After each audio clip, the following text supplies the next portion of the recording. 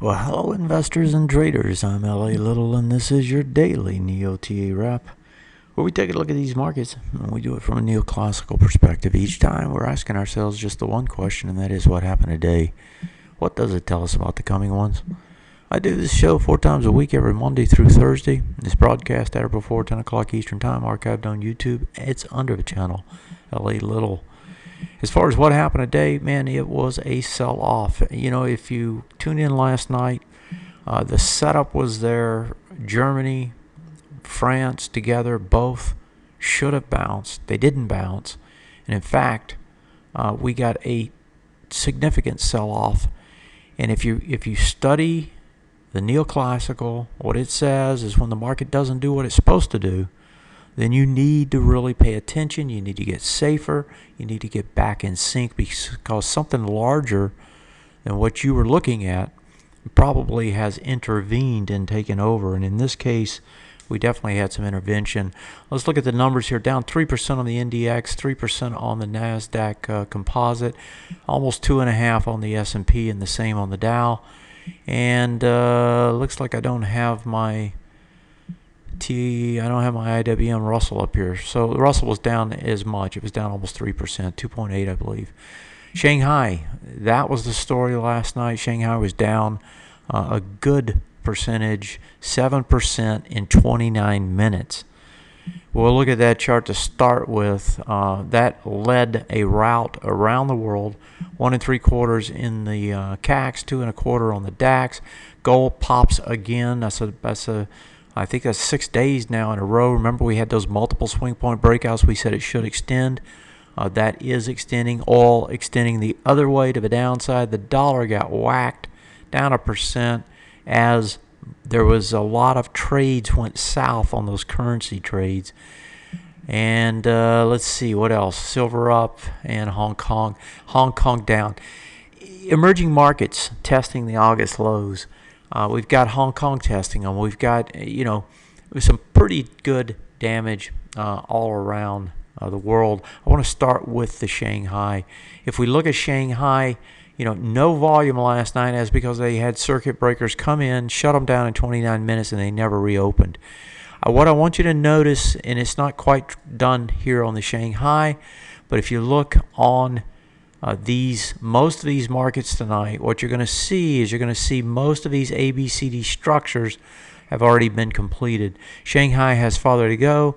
They cut off their circuit breakers. They're not going to run them tonight, and I'm not sure that it's open yet, but when they do get open, I'm not sure what they're going to find. It looks like it's running counter to what happens here when you have circuit breakers. There, everybody rushes to sell before they kick in. Here, it's like they settle down as a result of them kicking in. So Shanghai, multiple, and let's actually pull over the weeklies on these as we go. The weekly on the Shanghai, not a deal. Multiple swing point breaks all along here as you go down and break them, and you have farther to go. Nikkei, we got to rush to the yen, right? Pushing the yen up higher. That's pushing the Nikkei down. Nikkei has finished up an ABCD structure to the downside. And as I said, you're going to see this all over the place if you look at your charts tonight. Here's the ABCD, more than completed, to the downside. That should get some sort of a bounce just to alleviate the stretch. If you look at it on the weekly, you're coming back into the highs of the lows, and we're seeing either the highs of the lows being tested in most places, or we're seeing the lows of the lows tested, and that is what the Nikkei looks like. If we look over to Europe, and I just have France up, I'll hit it first. You got a break of a swing point low. It did actually come off the lows into the close on the weekly. You're midway into the high volume bar. We're going to see this as well in a bunch of these. You got high volume bars at the lows, right? You're halfway into the bar, right? You can get a bounce back up into this area, but this thing looks like it's going to try to get down there before it's all over. And so that's going to be a reoccurring theme you hear me say tonight, and that is that, yeah, we're going to get a bounce, but no, we're probably not done on the downside on the larger move that's taking place. Draw this across. You got some support there. It almost got into it. That looks to me like that's going to get a bounce as a result, right? Volumes just aren't there comparatively. Let's look at the DAX. The DAX has a similar type structure. It has a push down, right, under a swing point low. You break it. You come off the lows today. You break it with volume, though. So that's going to be a reaffirmation on this time frame, and you're into the high volume low. Now this one had undercut, right, with a hammer type reversal, but it still looks like it's going to try to make its way back down there before it's all over. If you start thinking about bounces in these, right, because you're going to get something that alleviates some of this oversold scenario, the bounce is going to be, in many cases, it's going to be the highs of the lows, right, the big volume lows, and that's where the bounce is going to probably try to take you to. And so, if you're looking here on the DAX, you're looking at about 10,382. Low of that bar is about 9,338. So a long way to go to get to the downside, and a nice bounce can develop in between. So that's the overseas markets. If we push over, before we go to our markets, I want to push over and look at the currencies, because the currencies are driving things. Now, I don't track the yuan here because the ETF on it just has no volume. But I want to show you some of these moves taking place. Here's the yen. You want to know why the Nikkei is selling off? Well, just raise your currency. That's why your market goes up. It goes down when your currency becomes stronger. Breaks a swing point high today. It's gonna try to tag this other one before it's done. And if we look at it on a monthly time frame, right, you've got this big range still in effect. So it's not as if this thing's like, going to the moon, but you got the big range in effect, and it's coming back up to test into the top of the range. Now, if this thing really starts to crumble, right, this market, and if this particular currency starts to move, right, can you imagine what kind of pain you're going to feel in the Nikkei if this thing makes its run up to do the bearish retest regenerate? It's going to be a heck of a move if, in fact, it stands out that way. So that's the Nikkei. Actually, that's the yen, not the Nikkei. Here's the European currency, the FXE, coming back after this range bar. Now, we had been watching this range when things were a little bit calmer, and you can see it tests the bottom, right? Test the top, test the bottom, still being held by the Draghi bar back here. It's going to go up and test the top of the range now. And if we move over to the dollar, you'll see the dollar doing, of course, the opposite. The dollar gets a spike back down. There's the Draghi bar on the dollar.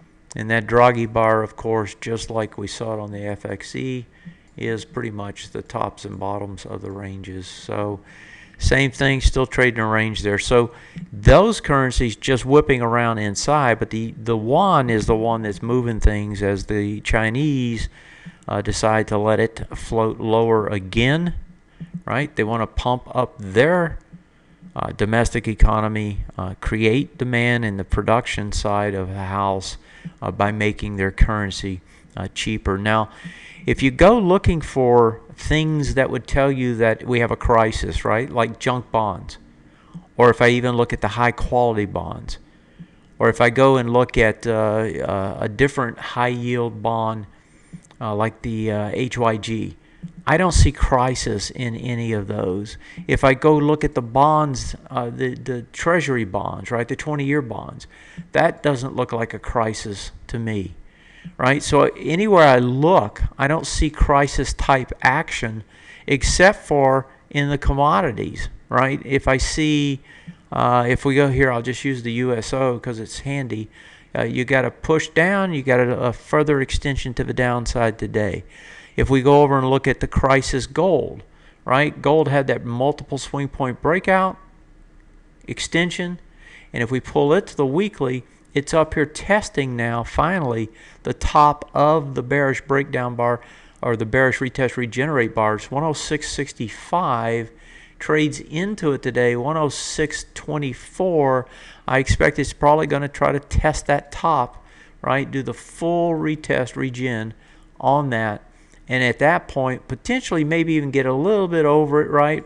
Just flush out some shorts and then bring it back down inside. So the gold shares, yeah, they got a nice spike going, but they're really oversold. So I don't know that tells us a crisis type situation. So if you ask me, is this market going to just crumble and blow away?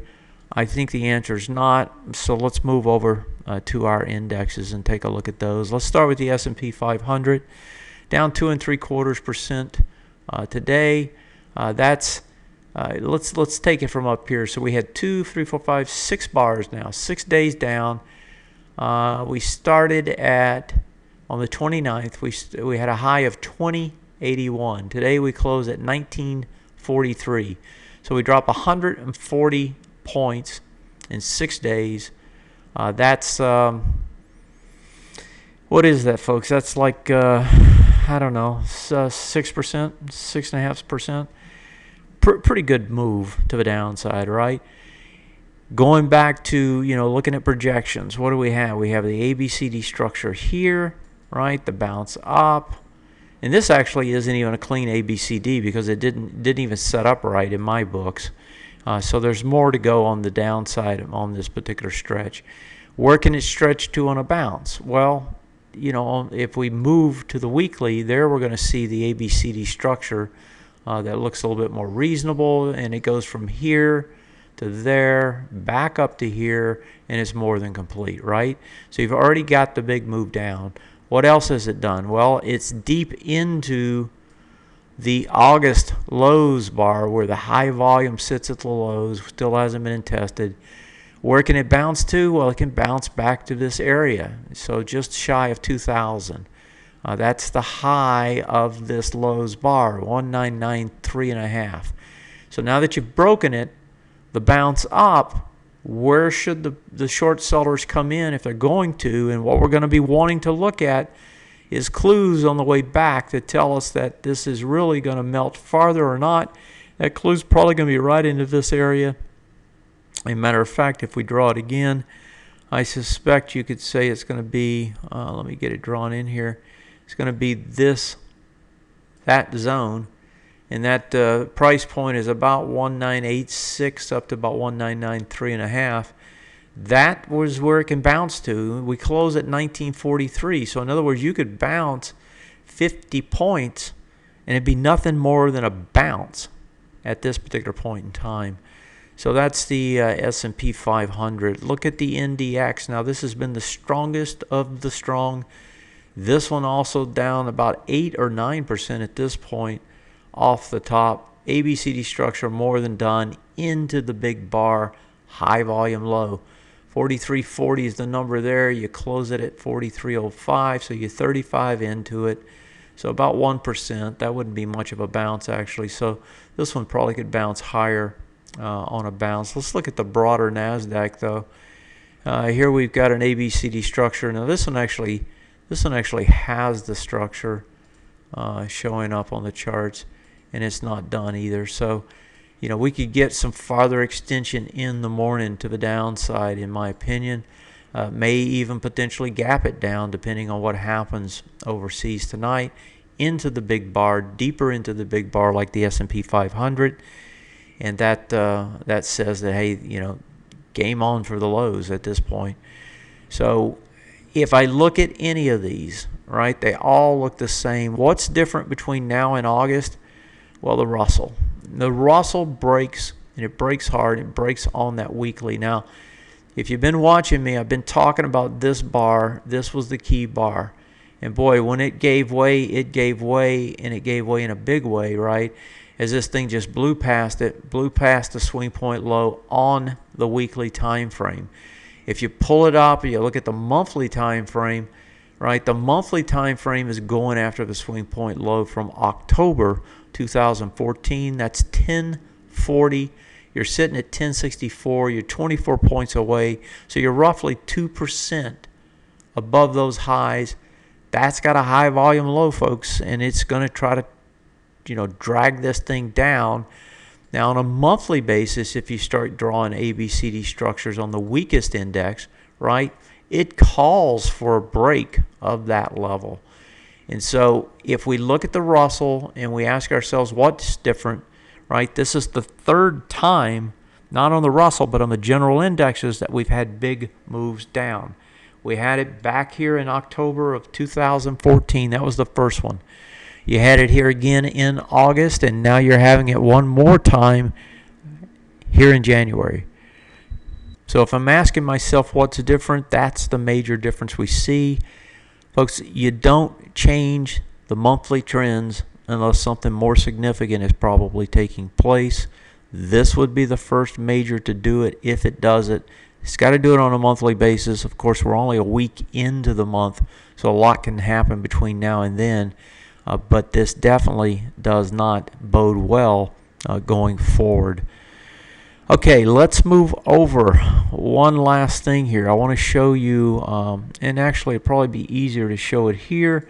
So let me just pop in here, log in, and pull up the resources, the current trends on the resources. And the reason for pulling this up is I just want to, remind you where we are, right? We're bearish pretty much across everything, right? You have industrials that are sideways, you have the consumer discretionary, and you have the technology. But outside of that, it's bearish. This one is about to change, potentially, right? This one also about to change. The only one that may not change, or even if it does, will still not be bearish, is technology. So on an intermediate term time frame, you're bearish across the board. You're going to be bearish across the board here and almost across the board there. It's about as bad as it can get. Now, if we look at the dailies, right, the short terms, they're all going to be bearish too, right? None of those are going to go unscathed after this week. It looks to me like all of them are going to be bearish or sideways. I think the utilities may not do so, and utilities usually run opposite anyway. You got all bearish here, all bearish there, all bullish over here still. Folks, the way this thing works, stocks move sectors, right? So these sectors get moved by stocks. We already know we have the majority of the stocks in bear markets are very close to it. The sectors move the general market, and you do it across time frames. So you go from the short to the intermediate to the long, individual stocks to the sectors to the general markets. That's the way it works.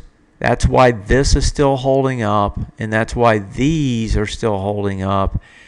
And as soon as we see these start to change, we only have one so far, but if we start seeing more, we have two. We have the XLB and we have the energy.